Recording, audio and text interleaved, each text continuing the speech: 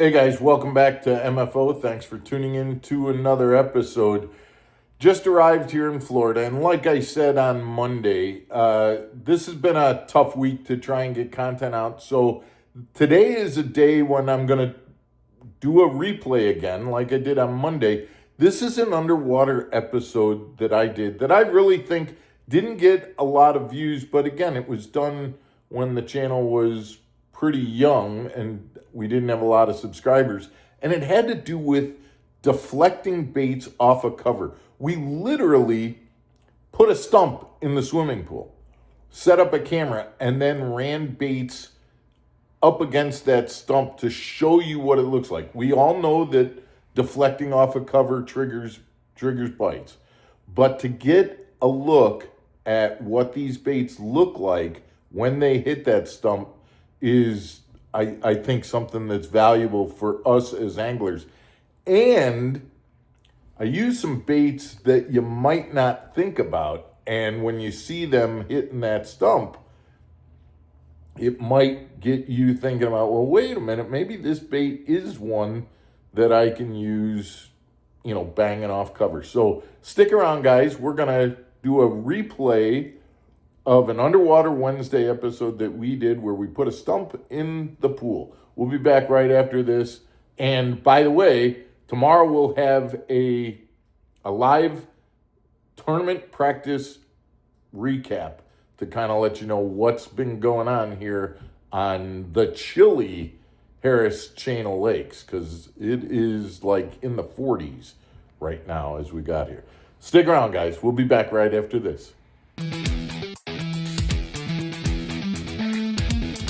Welcome back to Mark Fisher Outdoors, everybody. I'm Mark Fisher. There's a lot of baits that we use that we intentionally want to get right up into that cover. We want to bang those baits off of that cover because that's what's going to draw a strike. When the fish is in that cover, when the bait bangs up against it and deflects off of that cover, we know that draws strikes time and time again.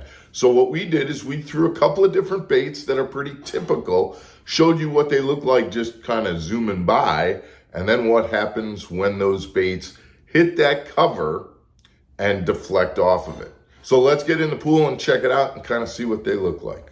We started off with a spinner bait. That's pretty much a standard bait that you want to bang off a cover. One that's great for getting deep into cover without getting snagged very much, and that's that spinner bait going by that cover without even touching it. And that's the kind of thing right here where, yet I'm not saying you're not going to get bit, but now if you look as that spinner bait goes by and we actually deflect off of that limb, you see how the blades stop, the bait kills, and then it gets started again. And that's the kind of thing where if that bass was sitting under that limb or next to that piece of cover and all of a sudden he saw that bait either act like it was wounded or act like it was stunned and then start to take off again, that's the thing that's going to trigger that fish to actually move from that safety of that cover and decide to go out and bite.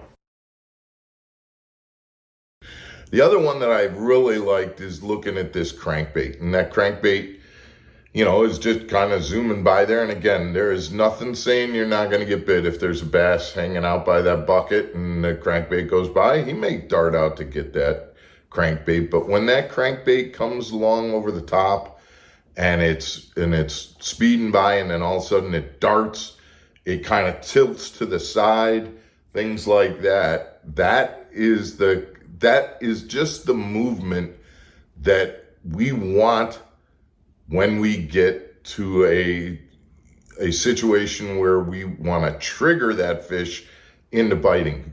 When these fish are attacking a bait that's deflecting off of the cover, we are triggering them to bite.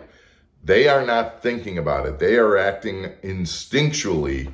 And that's what is the difference between getting 20 bites in a day and getting 10 bites in a day. If you can trigger those fish to bite, whether they wanted to or not, That's the deal. And you're seeing some of this in slow motion. Guys, we love bringing you this kind of content, and it's exciting for us to do. It's neat to watch it.